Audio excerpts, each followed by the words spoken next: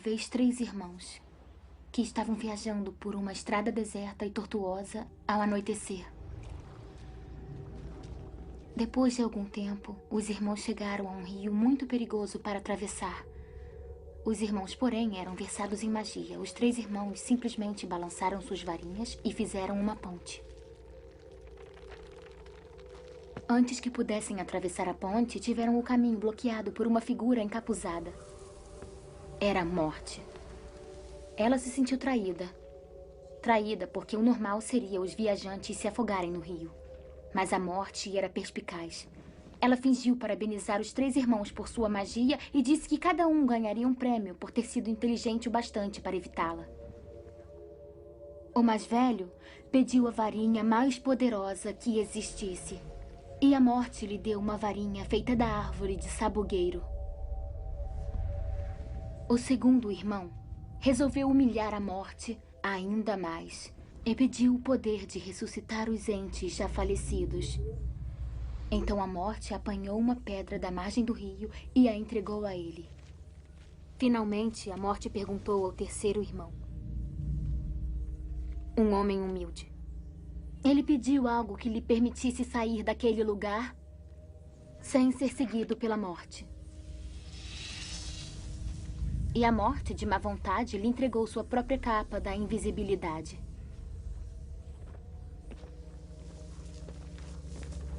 O primeiro irmão foi para uma aldeia distante, onde, com a varinha de sabugueiro na mão, assassinou um bruxo que não teve nem a oportunidade de lutar.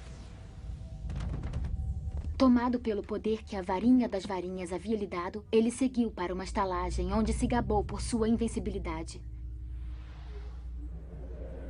Mas naquela noite, um outro bruxo roubou a varinha e, por segurança, cortou a garganta do mais velho dos irmãos. E assim a Morte levou o primeiro irmão. Enquanto isso, o segundo irmão viajou para casa, onde pegou a pedra e virou-a 3 vezes na mão. Para sua alegria, a moça que um dia desejara desposar antes de sua morte precoce apareceu diante dele. Contudo, ela estava triste e fria. Não pertencia mais ao mundo dos mortais. Enlouquecido pelo desesperado desejo, o segundo irmão se matou para poder unir-se a ela. Assim, a Morte levou o segundo irmão. Já o terceiro irmão, a Morte o procurou por muitos anos, mas jamais conseguiu encontrá-lo. Somente quando atingiu uma idade avançada, foi que o irmão mais novo despiu a capa da invisibilidade e deu-a para seu filho. Ele acolheu a Morte como uma velha amiga e a acompanhou de bom grado. E como iguais, partiram dessa vida. E aí estão. Essas são as relíquias da Morte. Me desculpe, senhor. Ainda não entendi direito.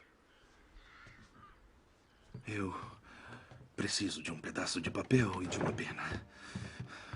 Agora vou poder desenhar.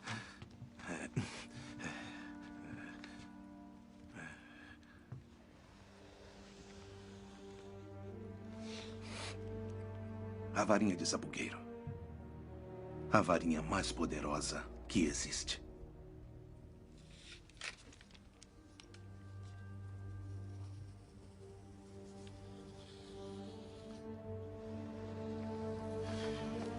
A pedra da ressurreição.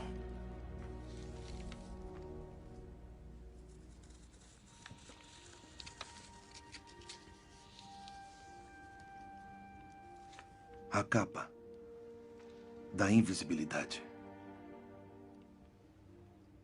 Juntas formam as relíquias da Morte. Unidas, fazem de seu dono o Senhor da Morte.